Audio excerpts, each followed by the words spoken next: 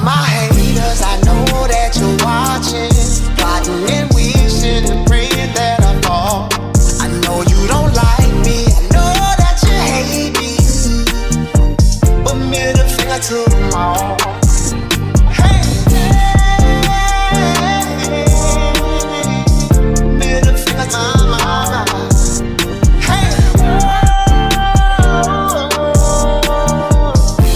What's going on, people? It's another episode of the Humans of Trash podcast. All right, so today we're talking about talent or lack thereof talent. We have entered into a space where talent is marginalized. Nobody cares whether you have talent anymore.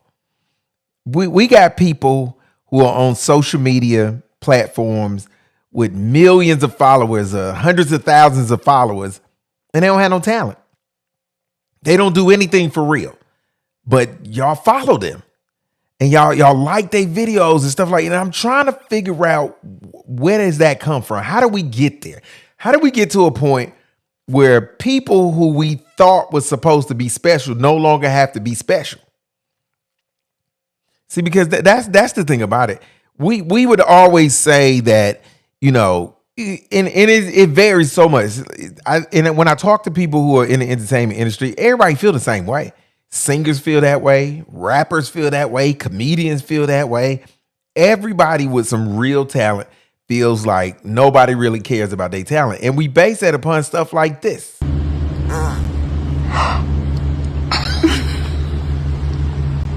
Or even something like this.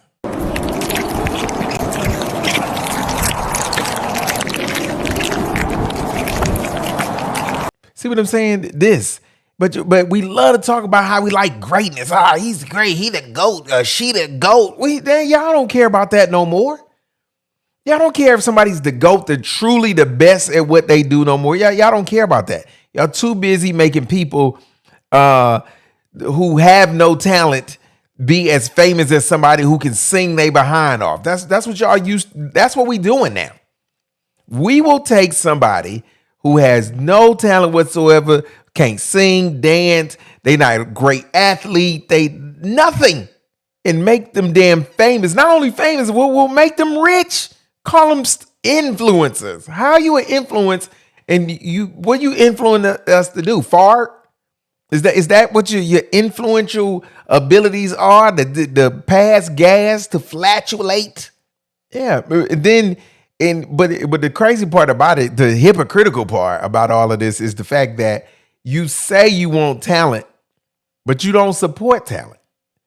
You say you want talent, but you don't hold people to the standard of higher talent. And that's the crazy thing about it. It's like that you have no desire for real talent. I have literally been at shows and seen comedians like myself, I mean, truly destroy the room. I mean, everybody dying, laughing, the whole nine. Then at the end of their show, they asked the crowd to follow them. It's 400 people in here. 30 people follow. So if you thought he was funny or she was funny, why didn't you follow them? Last time I checked, it costs no money to follow anybody. It costs no money to subscribe to somebody's YouTube channel. It takes no money to do that. But that's not. But y'all don't do it. But some reason you act like your follow or your like somehow you getting paid for it or something. But again, if you say you like talent, then why you ain't jumping on board? Why are you not doing everything you can to make sure that the talent that you just saw and witnessed is not pushed to as many people as possible? And it is no knock on anybody in particular. You know, because I've always said this too. If you a youngster out here and you get on social media and you making videos or whatever, and you happen to go viral, now you got 1 million followers and somebody calls you to pay you to come do XYZ. And they like, yo, I got you 21, 20 years old. Somebody say, I got $10,000 if you'll come here and sing that song that you be singing on your TikTok. You a fool if you don't go get it. You an absolute fool if you don't go get that $10,000. because you're not going to get it anywhere else. So you might as well go get it from whoever's offering it to you from your social media. You know, the crazy thing about it is the bar is getting lower and lower and lower. Like, it is really, it's people out here who compare some of these mumble rappers to people like Jay-Z and Nas. It's like Karis One, Tupac, and Biggie. Like, if you're a mumble rapper, don't talk to me about being you're not even in the GOAT conversation. You're not in the GOAT room. You ain't even on the farm. So let's not even talk about being in the GOAT conversation. You're not even on the farm with the GOATs. You out there with chinchillas or zebras or something else, but you're definitely not on the farm with the GOATs. Because if you're a mumble rapper, your skill set is not where it needs to be considered one of the greatest rappers of all time. It's just not. And I'm not gonna call nobody names because I don't feel like arguing with nobody over that. But I'm just saying, the vast majority, and not all, but the vast majority of rappers that are out nowadays, their skill set is lacking. And that's because we lowered the bar and we've created this thing where mediocrity is greatness, and it's not. So they've never had to work on a skill set or get their skill set to the level that rappers had to back in the days. I mean, and it happens. It ain't just rappers. It's like athletes. I heard somebody say the other day that these athletes are bigger and stronger and faster. No, they not. No, they not. No, they not. They not stronger because you bump one of these new athletes and they out for 2 weeks, and it don't matter what sport it is, basketball, football, baseball, it don't matter. You bump them one time and they out for 6 damn months. That ain't like the players that used to play in the NFL back in the days. That's not like the players that played in the NBA back in the days. So how are you stronger than the dude who was playing a whole season and wasn't missing games? You literally have dudes out here that's doing this thing for people that don't watch sports called load management, where they watching their numbers, and the players literally in the NBA get nights off now. They get nights off. Magic Johnson wasn't taking no nights off. Larry Bird wasn't taking no nights off. So don't talk to me about these athletes being bigger, better, and stronger than the athletes back in the day. No, they wasn't. Because these athletes did all of that. Not only did they do the same things that they doing now, they wasn't as healthy. And they still was operating at a high level. They wasn't as healthy. Wasn't no hyperbaric chambers back in the Magic Johnson days. Wasn't no nutritionist assigned to each player back in the days. Dennis Rodman led the league in rebounds, would do a line of cocaine and then show up to the game and still out rebound and shut down the best player on the other team. Don't talk to me about that. Players like Pete Rose was a straight alcoholic, but they called him Charlie Hustle because he was fire every damn game. He came to play and ball out every single damn game. But he was a damn alcoholic. He was drunk sometimes. Back in the days, you had professional NFL players who would smoke cigarettes in the locker room after the game. They smoked. And they still was Hall of Famers. So no, these new athletes, they're not. That's because you've raised the level of competition. That's what you've lowered the level of competition. Now let me say this. Athletically, you have some players that definitely can jump higher and stuff like that. But that doesn't make them better. Just because you can jump higher, you think they didn't just start running 4.2s. That ain't just start happening. You think Bo Jackson couldn't run no 4.2? You think Darryl Green wasn't running a 4.2? So that ain't just started happening. So I think, and being a superior athlete does not make you a better at your sport. See, that's another thing too. You could be a better athlete, but that don't mean you was a better football player than another football player. It's a lot of great athletes who don't make teams every year.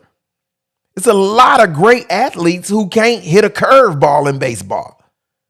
It's a lot of great athletes who can't cover wide receivers and they play defensive back. So being a great athlete, that means nothing. In the grand, you still got to have the skill set to go along with being a great athlete. It's a lot of great athletes at damn Planet Fitness every freaking day getting their workout on. They built like an action figure. But you put them on a football field, on a basketball court, they lost as hell. They out there like Bambi or a new deer. So with that, so it's the level again. The level of mediocrity is God level now, and I think one of the things that contribute to that, all of this is social media, of course. Because one of the things that social media has done, it has made the regular person feel like they are special. And you might be special to your mama. You might be special to your family. But to the rest of the world, you just an average ass regular person. There's nothing special, exceptional. Let me not say special. There's nothing exceptional about you. You're not great. You're just another person out here just making it day by day. But because you happen to fart on command, or because you are able to eat like your stomach has a bottomless pit in it, somehow people gawk at you. But it's not necessarily anything new.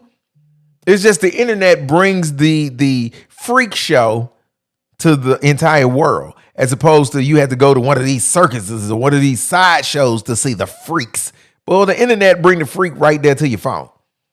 It brings that person or those people who do weird-ish right there before your very eyes. And that's always been the case. That's nothing new. So, but the thing what they never did back in the days, that they never made the freak feel like he was as special as Michael Jordan. The freak was never as special as Mickey Mantle. But now what we do is we will put the abstract person on the same level as greatness. And that ain't, no, wrong answer. Wrong answer. Some dude who balls out at the rec, he online talking trash to NBA players. Like, dude, you that dude at the rec.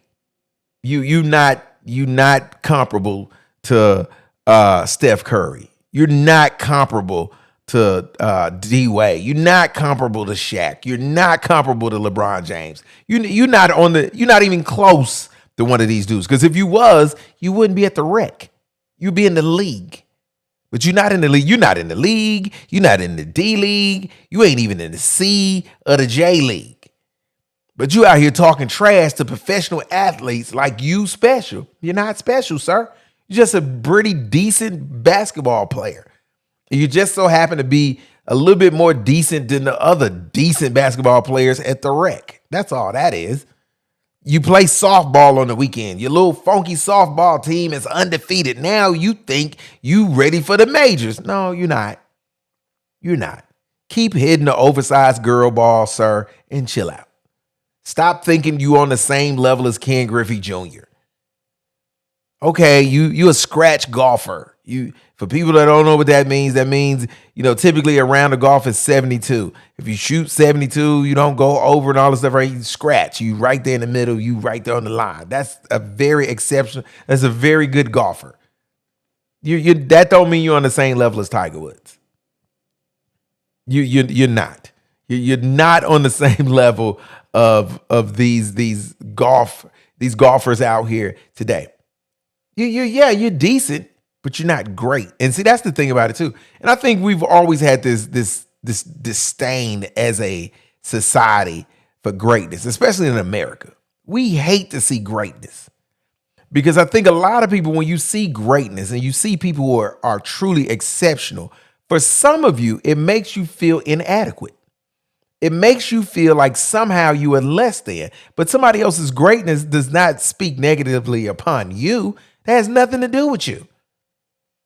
Now your beef, and if you feel in some type of way that you don't have the skill set that this person has, then your beef ain't with them. Your beef with God. Your beef with your parents, your DNA structure that you was given. They the one made you into who you are. And if God didn't bless you with like a vocal talent or a great mind to do math or something like that, and you just a regular old get up and go to work everyday person, there's nothing wrong with that. There's absolutely nothing wrong with that. It's way too many of y'all think that that's an issue. Too many of you thinking that because you just regular, something's wrong with you. There's nothing wrong with being regular. There's not. The reality is the vast majority of people on this planet are either regular or below regular. You got a small portion that are better than regular. Then you got a very minute group that are great and extremely exceptional. But that's a very small number. A very, very small number. But a lot of y'all, you walk around here and you're never going to be anything more than the dude who wash dishes. But instead of hey, man, I feed my family off washing these dishes. Hey, my kids don't want for nothing from washing these dishes. Instead of accepting that and being at peace with that, you out here hating on the dude who owned the restaurant that you wash dishes in. You in here hating on the mall that the restaurant is located in. That's what y'all do. Because you and nobody saying you got to be, when I say be okay with being regular, that's not saying that you have to stop or give up or not try to achieve or have some upward mobility, but you got to be at peace with where you at. You got to be at peace with the fact that you may not go any higher than what you are and where you at.